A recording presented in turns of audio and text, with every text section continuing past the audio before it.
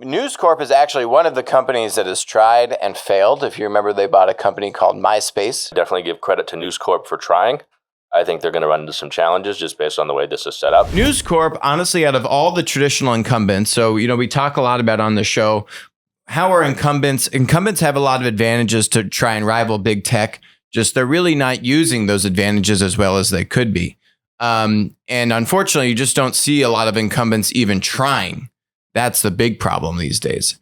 Knewz Corp is actually one of the companies that has tried and failed. If you remember, they bought a company called MySpace many, many years ago. And I think now it's worth like $30 million.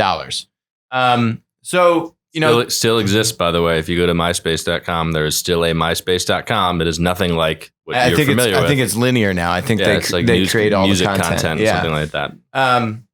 So at least Knewz Corp has been trying. I give them credit for that. But now it looks like they're launching this thing called Knewz, Knewz.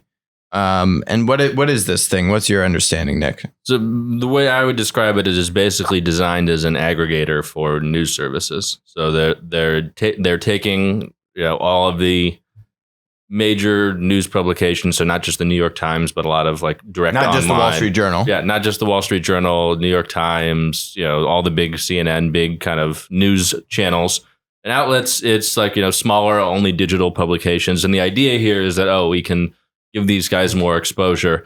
But basically what they're doing is taking all this in and just displaying it on their mobile app and website, from what I understand, and then linking out to it. So you're going to click and go directly to that news source.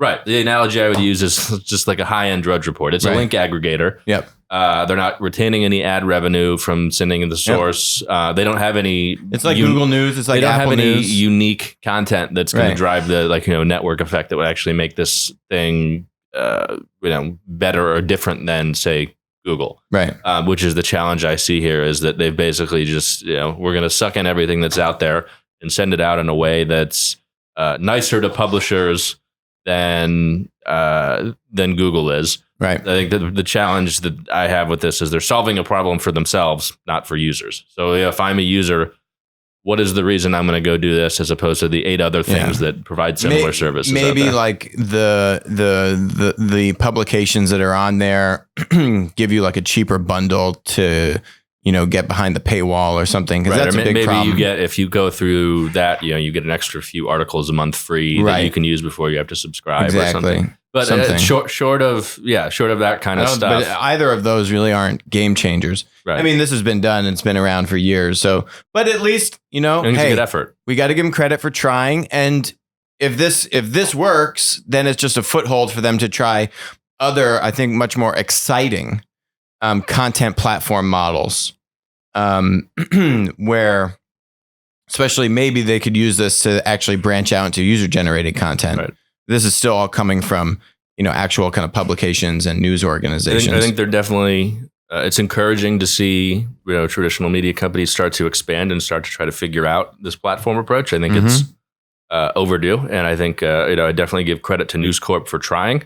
I think they're going to run into some challenges just based on the way this is set up. But if it's not the end result and part of an evolution for them, and they keep moving forward on this, I think that's definitely a good start. Hi, this is Alex Mozed. Thanks for joining us on Winner Take All. If you enjoyed the content today, which I bet you did, please comment, subscribe, and definitely message me on Twitter when we're doing live streams. Also, please note, all opinions expressed about stocks or public companies on the show are exactly that, opinions. This is not investment advice. Don't act on it. WisdomTree licensed Applico's Platform Insights data product to aid in the creation of the PLAT ETF. Thanks for joining us.